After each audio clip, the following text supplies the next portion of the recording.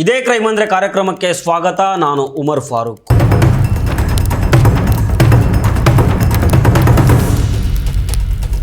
ಪ್ರೀತಿ ಕಣ್ಣು ಕುರುಡು ಅಂತಾರೆ, ಆದರೆ ಅದೇ ಪ್ರೀತಿ ತಲೆಗೇರಿದ್ರೆ ಮನುಷ್ಯ ಎಷ್ಟು ಕ್ರೂರಿಯಾಗಬಹುದು ಅನ್ನೋದಕ್ಕೆ ಮಹಾರಾಷ್ಟ್ರದ ಪುಣೆಯಲ್ಲಿ ನಡೆದಿರೋ ಈ ಘಟನೆಯೇ ಸಾಕ್ಷಿ.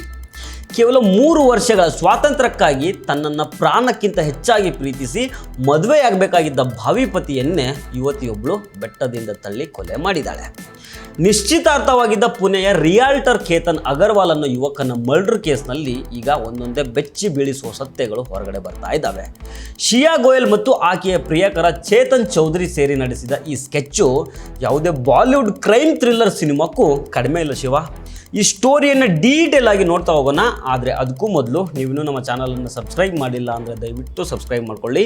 ಹಾಗೆ ಈ ವಿಡಿಯೋವನ್ನು ಕೊನೆಯ ತನಕ ಮಿಸ್ ಮಾಡದೆ ನೋಡಿ, ತುಂಬ ಇಂಟ್ರೆಸ್ಟಿಂಗ್ ಸ್ಟೋರಿ ಇದು.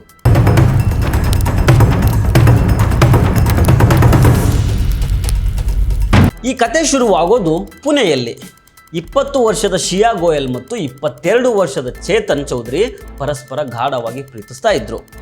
ಚೇತನ್ನ ಸಹೋದರಿ ಶ್ರೇಯಾಳ ಆಪ್ತ ಗೆಳತಿಯಾಗಿದ್ದರಿಂದ ಇವರ ಪ್ರೀತಿ ಮತ್ತಷ್ಟು ಆಳವಾಗಿತ್ತು. ಆದರೆ ಈ ಪ್ರೀತಿಯ ಮ್ಯಾಟ್ರು ಶ್ರೇಯಾಳ ಮನೆಯಲ್ಲಿ ಗೊತ್ತಿರಲಿಲ್ಲ. 2026 ಫೆಬ್ರವರಿಯಲ್ಲಿ ಶ್ರೇಯಾಳ ಮನೆಯವರು ಪುಣೆಯ ಶ್ರೀಮಂತ ರಿಯಾಲ್ಟರ್ ಆಗಿದ್ದ ಕೇತನ್ ಅಗರ್ವಾಲ್ ಜೊತೆಗೆ ಈಕೆಗೆ ಅದ್ಧೂರಿಯಾಗಿ ನಿಶ್ಚಿತಾರ್ಥ ಮಾಡಿಸ್ಬಿಡ್ತಾರೆ. ಇದೇ ವರ್ಷದ ನವೆಂಬರ್ನಲ್ಲಿ ಮದುವೆ ಕೂಡ ಫಿಕ್ಸ್ ಆಗಿರ್ತದೆ. ಆದರೆ ಶ್ರೇಯಾಳಿಗೆ ಕೇತನನ್ನು ಮದುವೆ ಆಗೋದಕ್ಕೆ ಬಿಲ್ಕುಲ್ ಇಷ್ಟ ಇರೋದಿಲ್ಲ.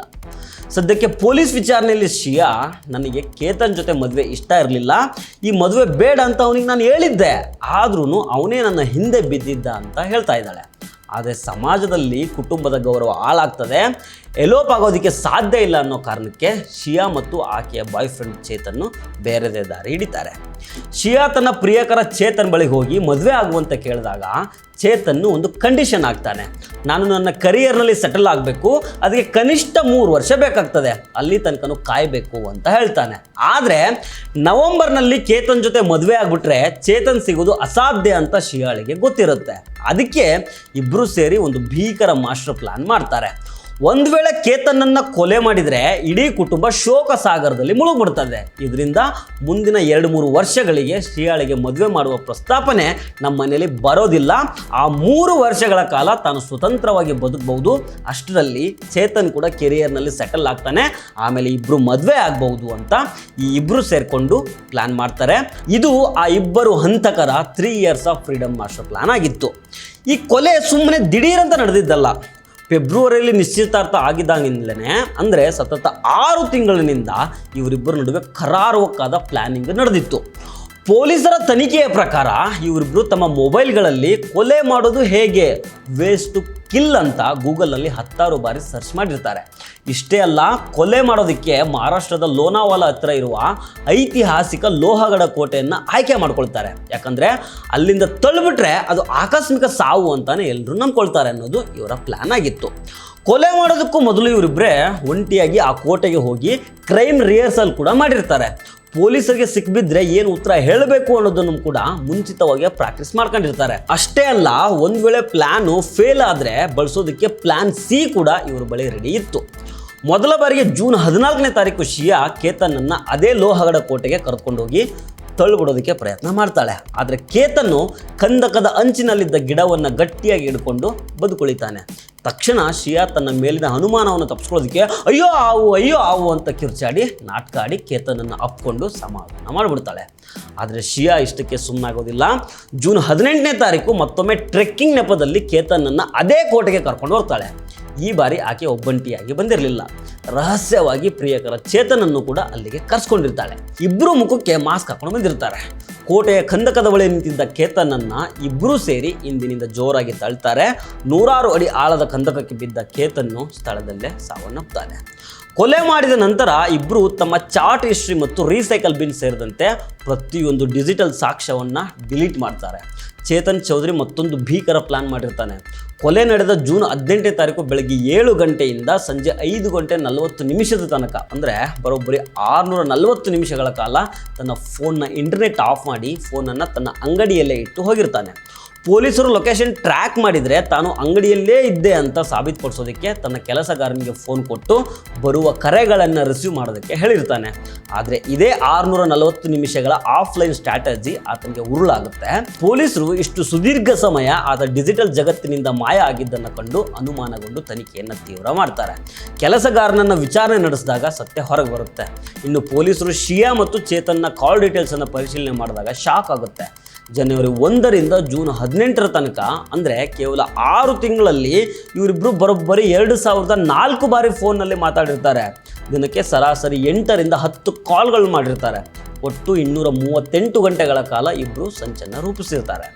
ಕೊಲೆಯಾದ ನಂತರನೂ ಇವ್ರ ನಡುವೆ ಮಾತುಕತೆ ನಡೆದಿರುತ್ತೆ. ಇಷ್ಟೆಲ್ಲ ಪ್ಲ್ಯಾನ್ ಮಾಡಿದ ಶಿಯಾಳಿಗೆ ಒಂದು ಸಣ್ಣ ತಪ್ಪು ತೊಂದರೆಯನ್ನು ತಂದಿಡುತ್ತೆ. ಕೇತನ್ ಹೆಣವಾಗಿ ಸಿಕ್ಕಾಗ ಇಡೀ ಅಗರ್ವಾಲ್ ಕುಟುಂಬ ಕಣ್ಣೀರಿಡ್ತಾ ಇದ್ದರೆ ಈ ಶಿಯಾ ಗೋಯಲ್ ಮಾತ್ರ ಅತ್ಯಂತ ನಾರ್ಮಲ್ ಆಗಿ ಬಿಹೇವ್ ಮಾಡ್ತಾ ಇದ್ಲು. ಆಕೆಯ ಮುಖದಲ್ಲಿ ಕಿಂಚಿತ್ತು ದುಃಖ ಇರಲಿಲ್ಲ. ಇದನ್ನು ಕೇತನ್ ಸಹೋದರಿ ಗಮನಿಸ್ತಾರೆ. ಅಂತ್ಯಕ್ರಿಯೆ ಸಮಯದಲ್ಲಿ ಶಿಯಾ ಕಣ್ಣೀರು ಹಾಕುವ ಬದಲು ಪೊಲೀಸರ ಜೊತೆ ಮುಂದಿನ ಪ್ರೊಸೀಜರ್ ಏನು ಅಂತ ಅತ್ಯಂತ ಜಾಗರೂಕತೆಯಿಂದ ಚರ್ಚೆ ಮಾಡ್ತಾ ಇದ್ಲು. ಇದೇ ಅಗರ್ವಾಲ್ ಕುಟುಂಬಕ್ಕೆ ಆಕೆಯ ಮೇಲೆ ತೀವ್ರ ಅನುಮಾನ ಬರುವಂತೆ ಮಾಡುತ್ತೆ. ಅವರು ನೀಡಿದ ದೂರಿನ ಮೇರೆಗೆ ಪೊಲೀಸರು ಶಿಯಾ ಮತ್ತು ಚೇತನನ್ನು ಅರೆಸ್ಟ್ ಮಾಡ್ತಾರೆ. ಪ್ರಸ್ತುತ ಶಿಯಾ ತಂದೆ ಪ್ರವೀಣ್ ಗೋಯಲ್ ಮಗಳ ಬಂಧನದ ಶಾಕ್ನಿಂದ ಆಸ್ಪತ್ರೆಗೆ ದಾಖಲಾಗಿದ್ದಾರೆ.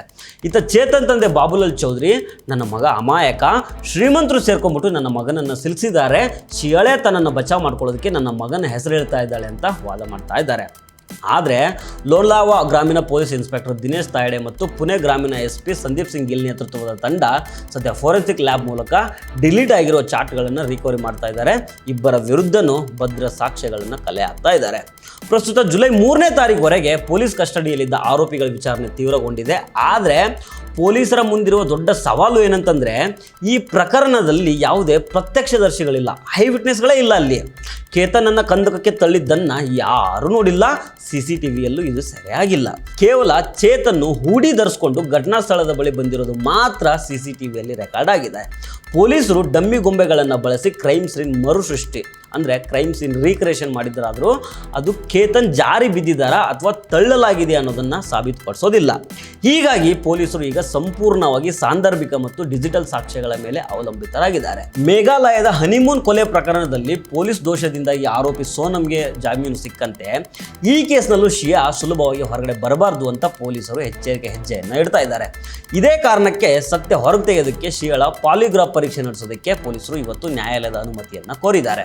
ಘಟನೆಯ ನಂತರ ಕೇತನ್ ಮೊಬೈಲು ಶಿಯಾ ಬಳಿಯೇ ಇದ್ದಿದ್ದರಿಂದ ಫೋರೆನ್ಸಿಕ್ ತಜ್ಞರು ಡಿಲೀಟ್ ಆದ ಮೆಸೇಜ್ಗಳನ್ನು ರಿಕವರಿ ಮಾಡ್ತಾ ಇದ್ದಾರೆ. ಇದರ ನಡುವೆ ಶಿಯಾ ಗೋಯಲ್ ವಕೀಲರ ನೇಮಕಾತಿ ಕುರಿತ ಹೊಸ ವಿವಾದವೊಂದರಲ್ಲಿ ಸಿಕ್ಕಾಕೊಂಡಿದ್ದಾಳೆ. ಶಿಯಾಳ ತಂದೆ ನನ್ನ ಮಗಳು ತಪ್ಪಿತಸ್ಥಳಾಗಿದ್ದರೆ ಅದೇ ಸ್ಥಳದಿಂದ ತಳ್ಳಿ ಸಾಯಿಸಿ ಅಂತ ಮೊದಲು ಹೇಳಿದ್ರು. ಆಕೆ ತಾಯಿ ಆಕೆಗೆ ಗಲ್ಲು ಶಿಕ್ಷೆ ಕೊಡಿ ಅಂತ ಹೇಳಿದ್ರು. ಆದರೆ ನಂತರ ಮಗಳ ರಕ್ಷಣೆಗೋಸ್ಕರ ಕುಟುಂಬದವರು ವಿಫುಲ್ ದುಶಿಂಗ್ ಅನ್ನೋ ವಕೀಲರನ್ನು ನೇಮಕ ಮಾಡಿದ್ದಾರೆ. ಆದರೆ ಪುಣೆ ಮೂಲದ ಹ್ಯಾಂಡ್ಸಮ್ ಲಾಯರ್ ಅಶುತೋಷ್ ಶ್ರೀವಾಸ್ತವನ್ನವರು ಶಿಯಾ ವಕಾಲತಿಗೆ ಸಹಿ ಹಾಕುವ ಮೂಲಕ ತನ್ನನ್ನು ವಕೀಲರನ್ನಾಗಿ ನೇಮಕ ಮಾಡಿದ್ದಾರೆ ಅಂತ ಮಾಧ್ಯಮಗಳ ಮುಂದೆ ಹೇಳಿಕೆಯನ್ನು ಕೊಡ್ತಾ ಇದ್ರು. ಆದರೆ ವಡ್ಗಾಂವ್ ಮಾವಲ್ ನ್ಯಾಯಾಲಯದಲ್ಲಿ ಶಿಯಾ ಅಶುತೋಷ್ ಶ್ರೀವಾಸ್ತವ್ ನನ್ನ ವಕೀಲರಲ್ಲ ಅಂತ ಹೇಳಿಕೆ ನೀಡಿದ್ದಾಳೆ. ಇದರಿಂದ ಅವಮಾನಕ್ಕೊಳಗಾದ ವಕೀಲ ಅಶುತೋಷ್ ಶ್ರೀವಾಸ್ತವ್ ತಮ್ಮ ವೃತ್ತಿಪರ ಗೌರವಕ್ಕೆ ಧಕ್ಕೆ ತಂದಿದ್ದಾರೆ ಅಂತ ಆರೋಪಿಸಿ ಶಿಯಾಳ ಸಹೋದರ ಸಾಹಿಲ್ ಗೋಯಲ್ ವಿರುದ್ಧ ಬರೋಬ್ಬರಿ 10 ಕೋಟಿ ರೂಪಾಯಿಗಳ ಮಾನನಷ್ಟ ಮೊಕದ್ದಮೆಯನ್ನು ಹೂಡಿದ್ದಾರೆ. 7 ದಿನಗಳಲ್ಲಿ ಪರಿಹಾರ ನೀಡಿ 48 ಗಂಟೆಗಳ ಒಳಗೆ ಬಹಿರಂಗ ಕ್ಷಮೆ ಯಾಚಿಸಬೇಕು ಅಂತ 10 ಪುಟಗಳ ನೋಟಿಸನ್ನು ಜಾರಿ ಮಾಡಿದ್ದಾರೆ.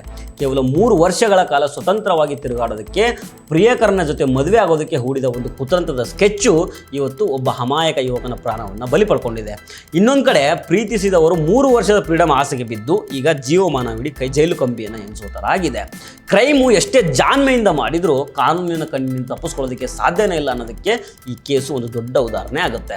ಇನ್ನು ಎತ್ತವರು ಕೂಡ ಈ ಘಟನೆ ಬಗ್ಗೆ ಯೋಚಿಸಬೇಕಾದ ಅವಶ್ಯಕತೆ ಇದೆ. ನಾವೇನು ಇವತ್ತು ಓಬಿರಾಯನ್ ಕಾಲದಲ್ಲಿ ಇಲ್ಲ. ಪ್ರೀತಿಸೋದು ಅಪರಾಧ ಅಲ್ಲ. ಮಕ್ಕಳಿಗೆ ಮದುವೆ ಮಾಡುವ ಮೊದಲು ಮಕ್ಕಳ ಇಷ್ಟ ಕಷ್ಟಗಳನ್ನು ಅರ್ಥ ಮಾಡ್ಕೊಳ್ಳೋದು ಹೆತ್ತವರ ಕರ್ತವ್ಯ ಆಗಬೇಕು.